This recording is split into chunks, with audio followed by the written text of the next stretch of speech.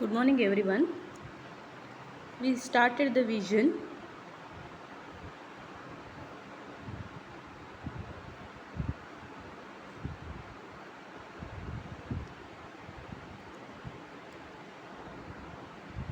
The last part is defects of image forming mechanism. So what will happen if the image formation is not proper, if there is any defects, that will lead many disorder. So one is presbyopia. Okay, presbyopia. Here there is a loss of accommodation. Accommodation means what? That's the adjustment of the eyeball when you are seeing the near object. Okay, so ability of the eye to accommodate decreases with advancing age due to increasing sclerosis of lens substances, or maybe presbyopia. Here near and far point become close together, that reading become very difficult. Okay, so just you remember, presbyopia is a loss of accommodation. Okay, loss of accommodation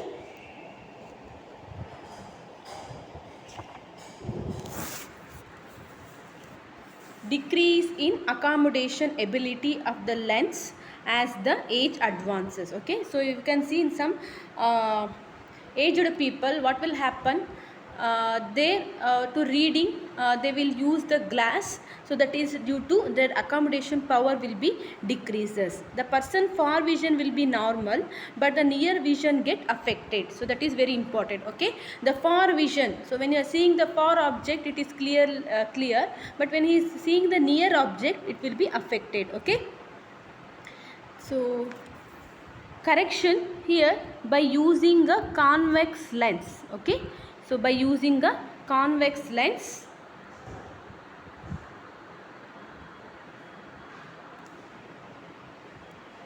next the myopia. So myopia here, the person cannot see the distant object. Okay, so because the range of accommodation decreases, so in the myopia the distant object is cannot be seen. So because the parallel rays of the light are focused in front of retina. So you can see here, so this is the normal eye. Okay, so this is the parallel rays are, sorry, not normal. So the light rays from the object, the far object is not focused. Okay, it is focused in front of the retina. Suppose this is the retina, it should focus here. Okay,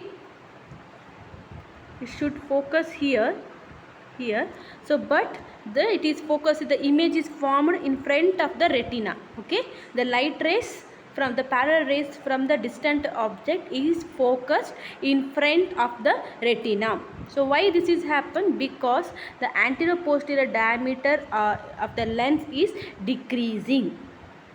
Okay, so correction, so by using the concave lens, so by using the concave lens, okay, that will cause the divergence of the incident rays. Okay, it will cause, so that is, suppose this is the rays, so it will cause the divergence, so it will be focused on the retina. So you just remember, so myopia is the person cannot see the distant object. Okay, cannot see the distant object because the image is formed in front of the retina.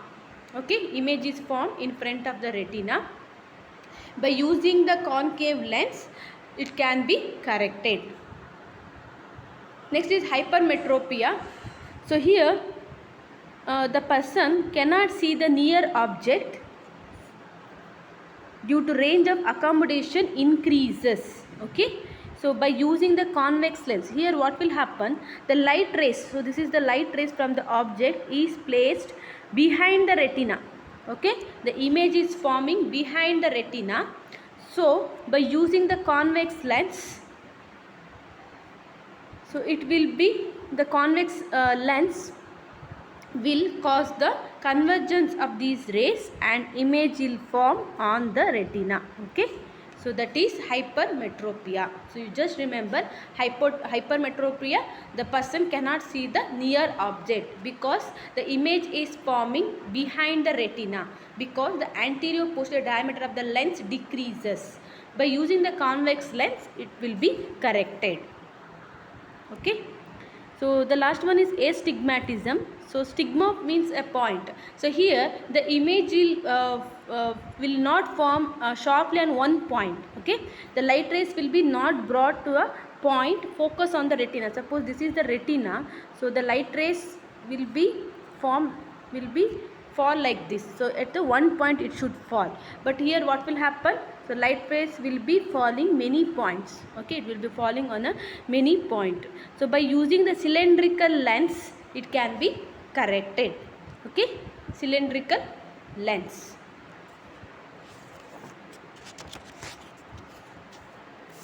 That is about the errors. Okay, refractory error. Okay, that's complete. So this is the night blindness. This is not needed. So that's complete the visual. We will go to the next topic, that is the smell and taste. So what is the smell? Smell, you know, this is a chemical sensation. Okay, smell because of olfaction. So this is a very complex structure.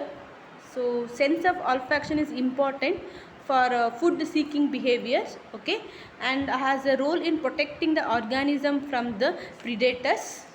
Important for a sexual behavior in some animals, and it will associate it with certain emotions and memories. Okay, so depending on whether the sense of olfaction is highly developed or not, the animal can be called as macrosomatic and microsomatic. These are not needed. Okay, you can see the structure.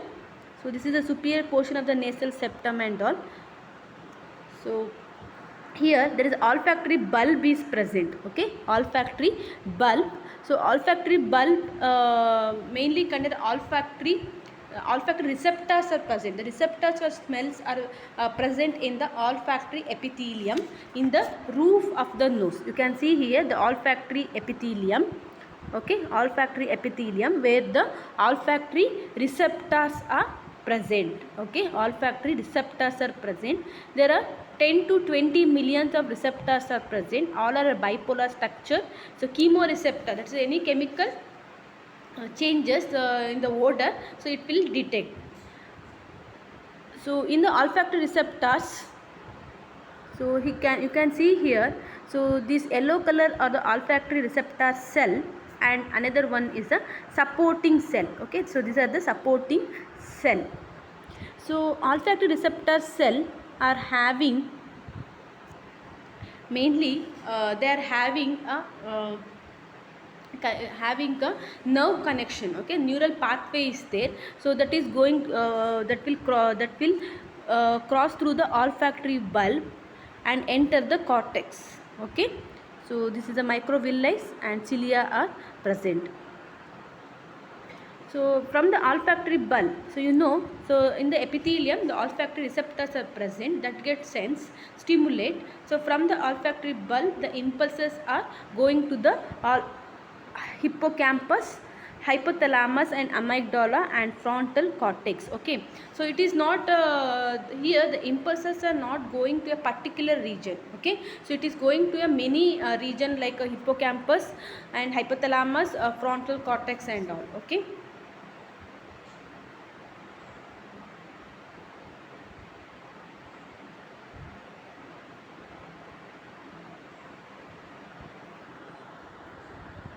that is about the olfaction.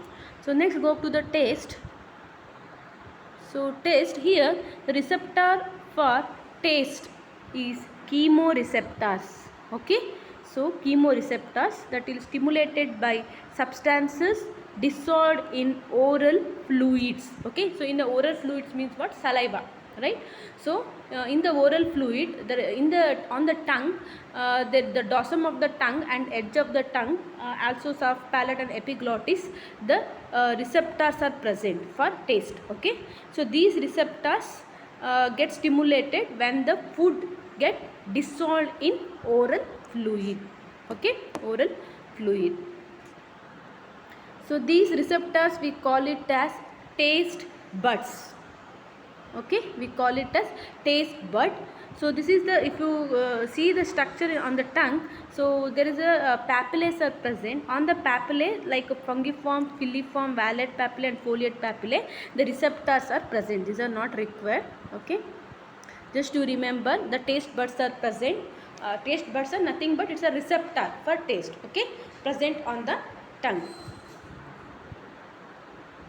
So coming the structure of the taste bud. Here there is a supporting cell is present, okay, and receptor cell. Understood? The supporting cell and receptor cell. From the receptor cell, the afferent fibers are form a taste pathway. Okay, so this is a taste pore where which mainly can the microvilli, the hair-like projection. So when the substances get dissolved here it gets stimulated, and that will stimulate the receptor cell and stimulate the through the afferent fibers. It is going to the center. Okay, there are two types. Next, what is the pathway? So it is very important, the taste pathway. Okay. So from the tongue, the receptor, the taste buds, the impulses, the afferent fibers. There are two types of afferent fibers. One is, not two types, from the two region of the tongue it is passing. One is, so from the anterior 2/3 of the tongue. So this is a, suppose this is a tongue, this is the anterior 2/3, this is posterior part. Okay, so anterior means front part. Okay, anterior part which is carried by chorda tympani nerve, okay, or glossopharyngeal nerve. Okay, and posterior it is classified by, carried by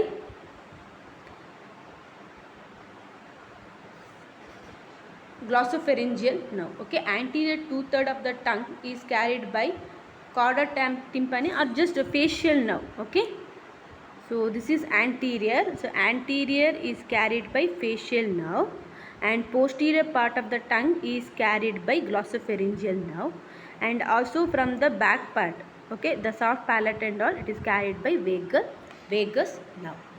Okay, so from these three are go to medulla.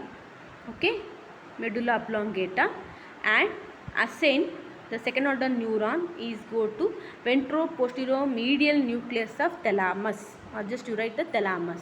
So from the thalamus, the impulses are go to post central gyrus or sensory cortex. Okay, or go to sensory cortex. Understood the pathway here? So from the sensory receptor, from the taste bud, the afferent fibers from the anterior 2/3 of the tongue is carried by facial nerve, and posterior is carried by glossopharyngeal nerve, and remaining part is carried by vagal nerve. So from these three are go to the first order neuron is go to medulla. So from the medulla it is go to the second order neurons will arises and end in the ventro-posterior-medial or in the thalamus. So from the thalamus, the third order neurons will ascend directly. There is no crossing. So in your textbook it is given to crossing, so it will not cross. Okay, the third order neuron will go to post central gyrus, or it is go to area number 312 or sensory cortex. Okay, the next last part, coming to abnormalities. So ageusia means absence of sense of taste. Okay, so ageusia means absence of sense of taste. Hypogeusia means diminished taste sensitivity. So sometimes if you get fever and all, so you will your taste sensitivity will be decreases, right? So that is called hypogeusia. Dyschezia means disturbed sense of taste or difficulty to taste. Okay, so these are the abnormalities of taste sensation. Okay, so let's complete the taste and smell. Okay, so in the taste pathway and the structure of the taste bud. Okay, so very important.